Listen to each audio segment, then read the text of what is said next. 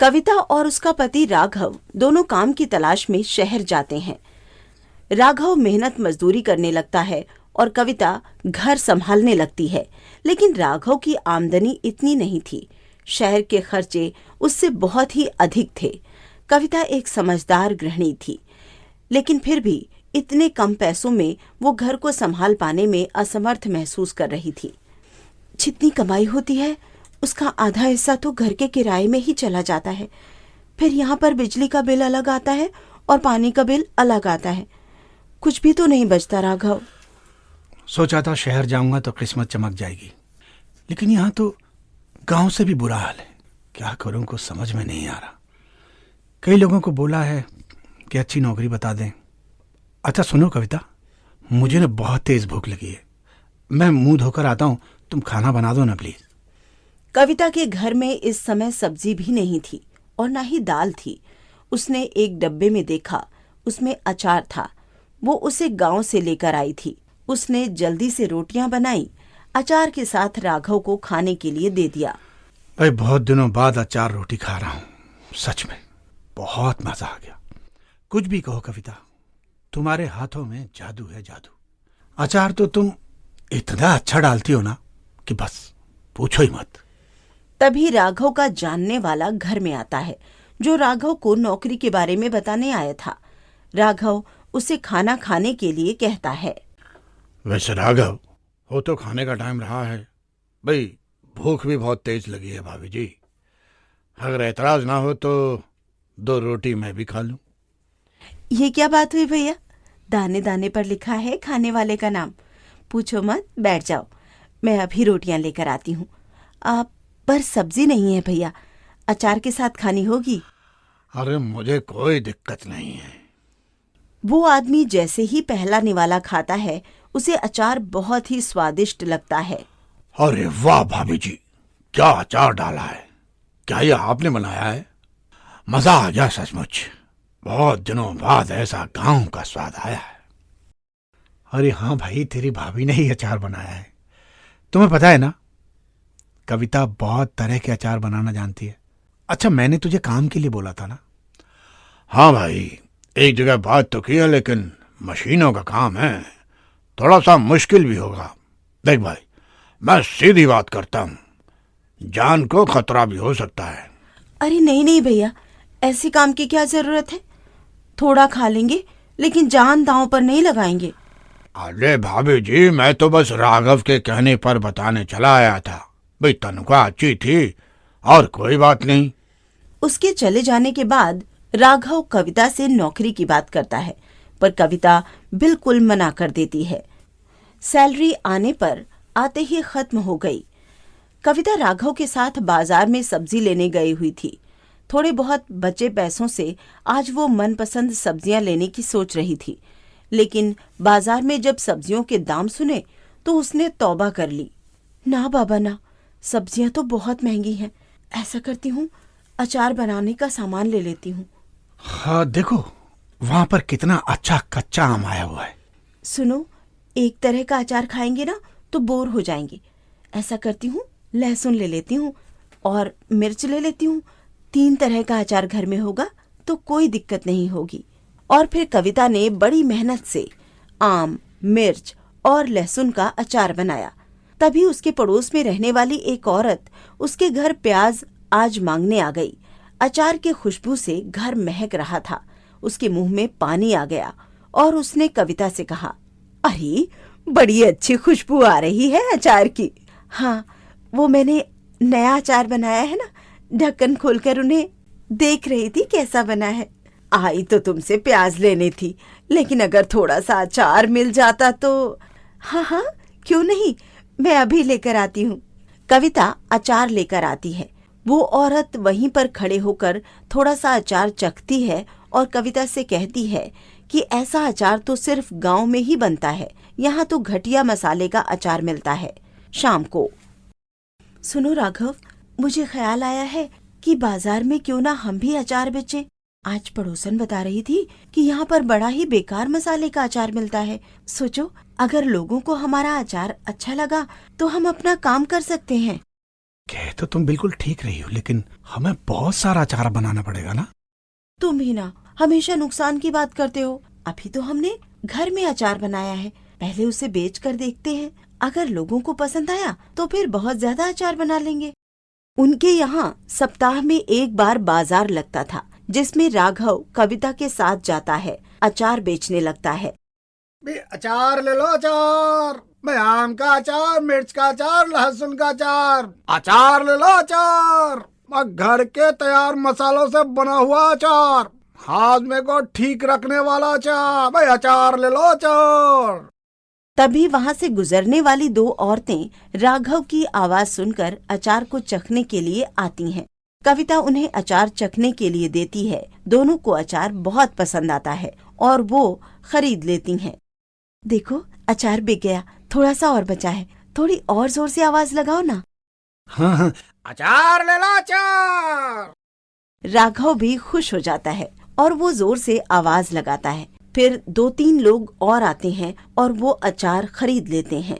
ये देख दोनों बड़े खुश होते हैं और बाद में बाजार से अचार बनाने का सामान लेकर घर आते हैं। यहाँ हफ्ते में एक बार बाजार लगता है और हफ्ते भर में ही अचार तैयार हो जाता है, इसलिए हमारा अचार बिल्कुल ताज़ा होगा। हाँ कविता, इधर मैं भी कमाऊंगा और ये काम भी शुरू हो जाएगा, तो हम लोगों के हालात जल्दी ठीक हो जाएंगे। और फिर दोनों पति पत्नी बहुत मेहनत करते हैं। कुछ ही महीनों में उनके हाथ का अचार सब लोगों को बहुत पसंद आने लगता है। यहाँ तक कि कुछ लोग तो ऑर्डर देकर भी अचार बनवाने लगते हैं। एक दिन कविता मसाले लेने के लिए दुकान पर गई तो दुकान पर मालिक के बजाय नौकर बैठा हुआ था। कविता ने उसे सामान बताया तो नौकर ने उसे सस्ता सामान लाकर पकड़ा दिया। अरे भैया, ये तुम कौन से मसाले पकड़ रहे हो? मैं तुम्हें कुछ और बता रही हूँ और तुम मुझे कुछ और दे रहे हो। अरे बहन जी, अचार ही तो बनाना है, भाई डाल दो। वैसे भी अचार में स्वाद तो 2-4 चीजों का ही आता है, सस्ता भी तो है। अगर ये सामान डालोगी तो अचार तो उसी दाम से ही बेचोगी ना, तो तुम्हें ज्यादा मुनाफा होगा। कविता वो मसाले वापस करके दूसरे मसाले ले आती है, लेकिन नौकर की बात उसके दिमाग में हथौड़े की तरह बज रही थी। आने के बाद भी कविता यही सोचती रही कि अगर वो सस्ता सामान डालकर भी अचार बेचेगी तो उसे ज्यादा मुनाफा होगा। शाम को जब राघव आता है तो कविता इस बारे में बात करती है। नहीं कविता, ये तुम गलत कर रही हो। देखो, हमने बड़ी मुश्किल से अपना काम जमाया है और भगवान की दुआ से अचार के ऑर्डर भी आने लगे हैं। थोड़े से लालच के लिए नहीं, रहने दो कविता, हम ऐसे ही अचार बनाएंगे। अगर ऐसे ही अचार बनाएंगे ना तो जाने कब अमीर होंगे, और वो जो तीसरा हमारे बीच आने वाला है उसके खर्च कैसे पूरे करेंगी भला? क्या कहा तुमने? तीसरा? क्या तुम माँ बनने वाली हो?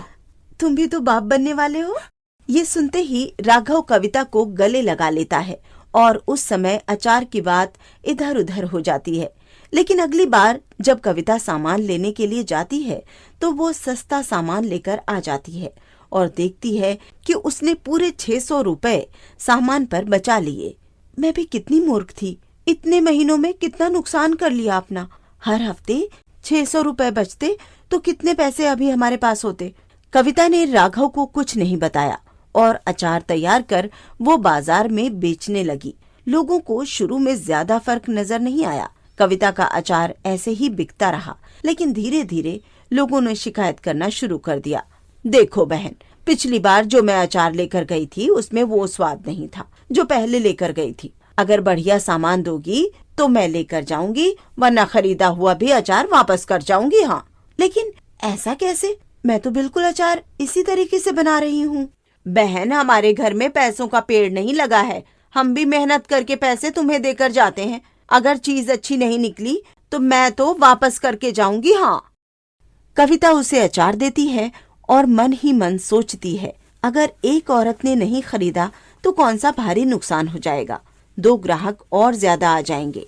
लेकिन राघव जो वहीं खड़ा हुआ था, उस औरत के जाने के बाद कविता से कहता है, कविता सच बताओ, तुमने कोई घपला तो नहीं किया ना? क्योंकि तुम उस दिन कुछ कह रही थी ना मुझसे। अगर तुमने ऐसा कुछ किया है तो अभी रुक जाओ, वरना ये काम धंधा सब चौपट हो जाएगा, बिल्कुल बंद हो जाएगा। कविता, मेरी बात पर ध्यान दो। अरे तुम भी ना, कुछ औरतों की आदत ऐसे होती है, उन्हें तो बस नुक्स निकालना आता है बस। लेकिन अब हर बाजार में धीरे धीरे कविता के पास आने वाले लोगों की संख्या कम होने लगी। कविता को शुरू में पता नहीं चला क्योंकि उसके पैसे बच रहे थे, लेकिन जब ग्राहक कम हुए तो उसे एहसास होने लगा कि उससे गलती हो गई है। और एक दिन वो भी आया जब उसकी दुकान पर से किसी ने भी अचार नहीं खरीदा। देख रही हो ना कविता, बाजार बंद होने को आया है, लेकिन आज हमारे पास कोई भी अचार लेने नहीं आया। अब तुम सोच लो कि तुमने क्या किया है। मुझे अफसोस है कि मेरे समझाने के बाद भी तुम नहीं समझी। और राघव गुस्से में सारा अचार वहीं पर फेंक कर घर वापस आ जाता है। मुझे माफ कर दो, मुझे लालच आ गया था। तुम्हारे लालच के कारण देखो आज क्या हो गया।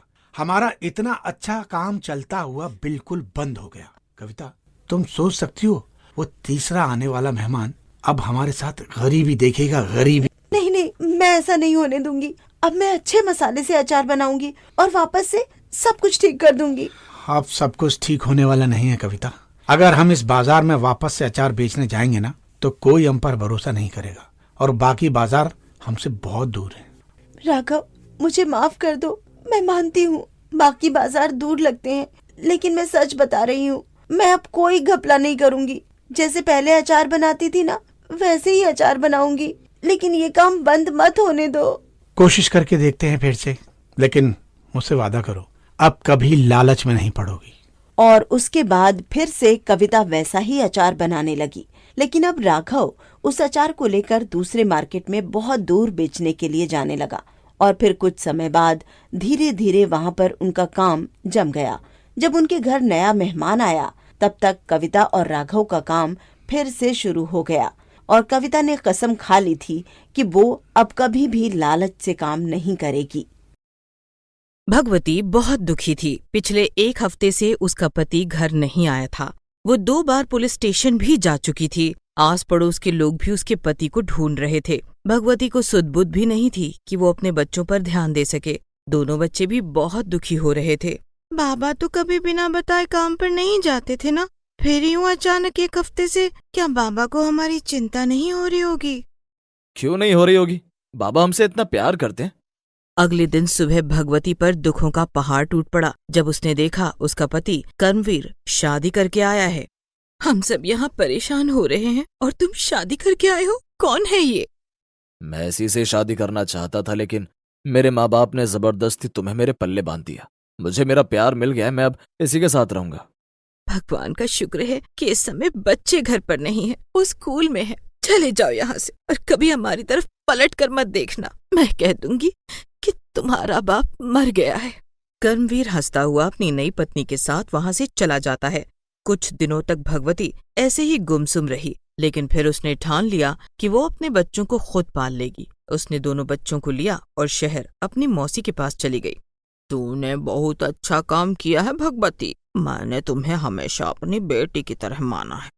तू बिल्कुल भी चिंता मत कर, मैं तुझे काम सिखाऊंगी और देख लेना एक दिन तुम अपने आप पर गर्व करोगी। हाँ मौसी, मैं बिन बताए चली आई, तुम फिर भी मुझे इतना कुछ समझा रही हो। मैं कभी आपको निराश नहीं करूंगी, मैं आपके काम में हाथ बटाऊंगी। भगवती की मौसी छोले कुलचे बेचने का काम किया करती थी, लेकिन वो बहुत बूढ़ी होने के कारण अपने काम को इतने अच्छे से संभाल नहीं पा रही थी। भगवती के अंदर उसे एक आस दिखाई देती है। कई दिन तक वो भगवती को सिखाती है कि बढ़िया छोले कुलचे कैसे बनाए जाते हैं। मौसी, जरा चक्के तो बताना, क्या तुम्हारे जैसे बने हैं? बने तो अच्छे हैं बेटी, लेकिन थोड़ा और चटपटा बना, मक्खन का तड़का थोड़ा और लगा। एक बात याद रखना, खाने में अगर जायका है तो तुम्हारी दुकान खूब चलेगी, वरना तो कुछ ही दिनों में ही बंद हो जाएगी। हाँ मौसी, तुम्हें क्या लगता है, क्या मैं सचमुच में ये काम कर पाऊंगी? मुझे तो बहुत डर लग रहा है। क्यों ना मैं मेहनत मजदूरी कर लूं, लोगों के घरों में झाड़ू पोछा कर लूं। अरे बस इतने में ही डर गई, अभी तो सारी जिंदगी आगे पड़ी है। मेरी बात ध्यान से सुन भगवती, किसी के घर कितनी भी नौकरी कर ले, लेकिन जो मजा अपना काम करके पैसे कमाने में है वो और कहीं नहीं है।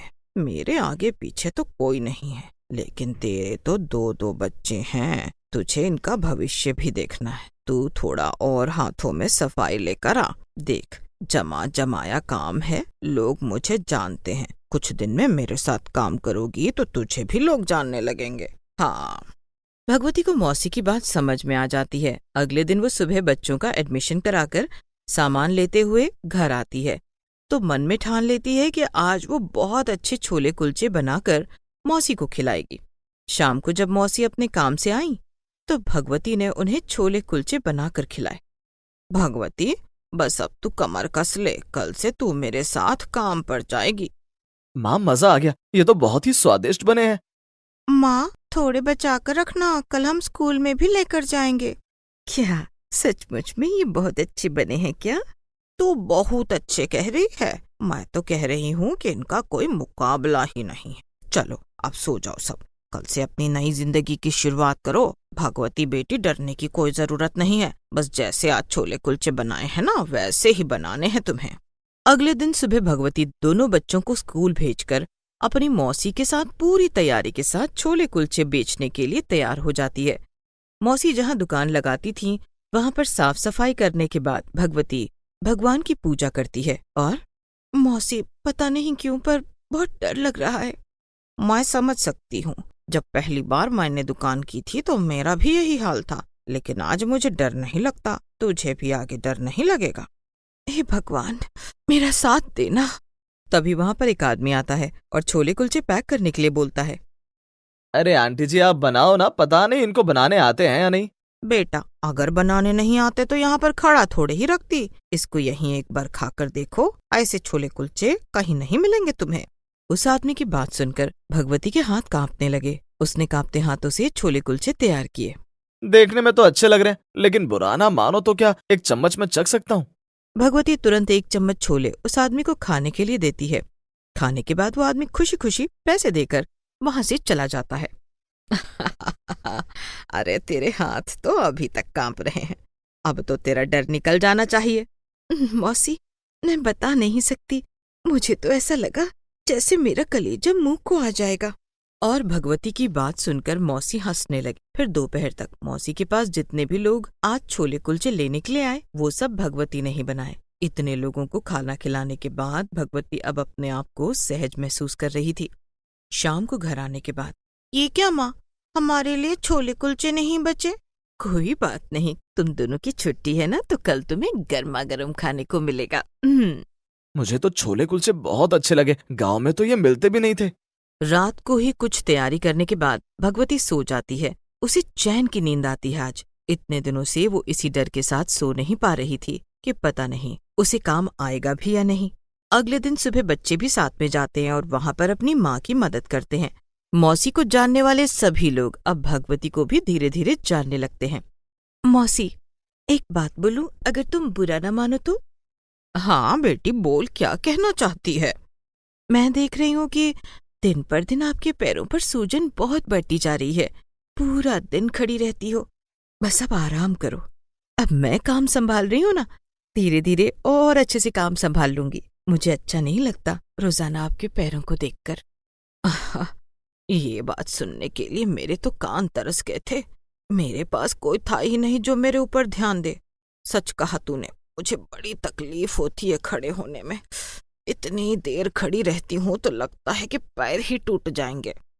बस मौसी, अब तुम घर पर ही रहो, आराम करो, बच्चों को देखो। अब तुम्हारी उम्र नहीं कि तुम इतनी देर तक खड़ी होकर काम करो।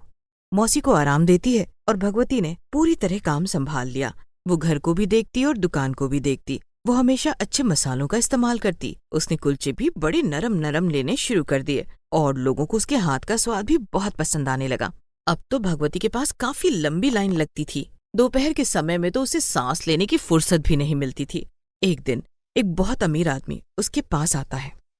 मेरी बेटी को आपके यहाँ के छोले कुलचे बहुत पसंद हैं और उसके दिल ही अच्छा है कि उसके शादी के मेन्यू में छोले कुलचे भी हों। अच्छा, ऐसी बात है? क्यों नहीं भाई साहब, आप बताइए ना, आपके यहाँ कब शादी है? इस रविवार के दिन है, देख लीजिए, कम से कम 100-150 लोगों के लिए तो छोले कुलचे होने ही चाहिए। ठीक है, हो जाएगा। वो आदमी भगवती को एडवांस देता है और शादी का कार्ड भी देता है जिसमें एड्रेस और जगह सब कुछ की जानकारी थी। शाम को जब वो घर आती है, 20 सालों से दुकान चला रही थी, लेकिन आज तक कभी भी किसी शादी का ऑर्डर नहीं आया मेरे पास।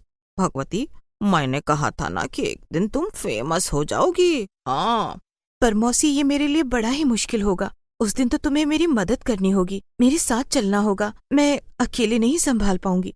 तू ना भी बोलती तब भी मैं तेरा साथ देती। शादी वाले दिन भगवती अपने पूरे सामान के साथ वहाँ पर पहुँच जाती है। मौसी उसकी मदद करती है। जैसे ही वहाँ पर खाना शुरू होता है, भगवती के पास भी बहुत से लोग छोले कुलचे खाने के लिए आते हैं। आहा, क्या छोले कुलचे बने हैं, मजा आ गया। मेरा तो कुछ और खाने का मन ही नहीं कर रहा।